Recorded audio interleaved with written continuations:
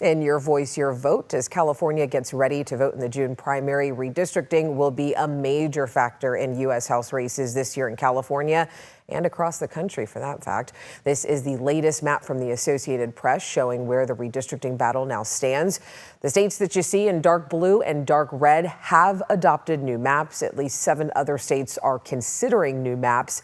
But as courts weigh in, the future of the redistricting battle nationally remains unknown. ABC 10 Becca Habegger explains.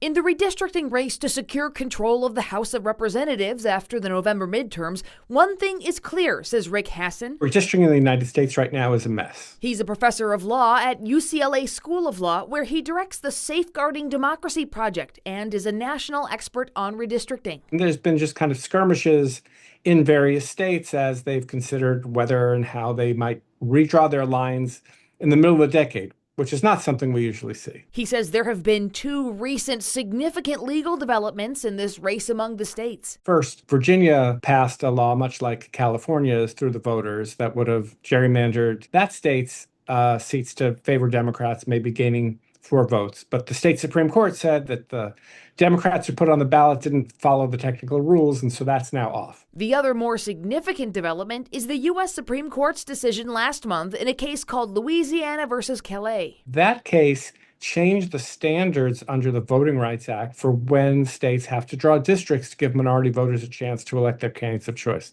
This has set off a new scramble, including in places like Louisiana, which had already started early voting and then canceled their election. They're going to redo it just as to House races. I asked which states are in flux as of mid-May. We just saw Tennessee change its lines. Louisiana changed its lines. Both of those have been subject to lawsuits. Florida changed its lines. There's a lawsuit there under state law because there's a state constitutional amendment that says the state has to draw fair districts. Different states have different processes for redistricting. Is that complicating this nationally? When it comes to congressional elections, Congress has the power to override states. So if Congress said you've got to draw fair districts under criteria, you've got to use commissions, then states would have to go along with that.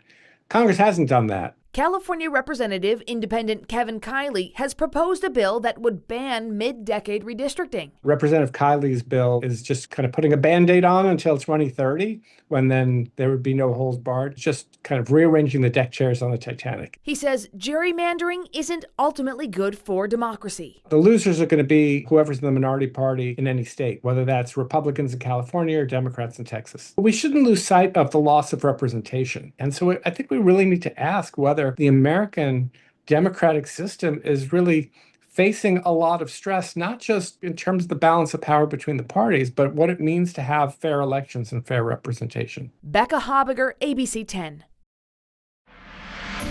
For more on Congress, redistricting, and our local House races, make sure you check out our election special this Saturday at 10 p.m. Or if you want to watch it now, it's streaming on our ABC 10 app.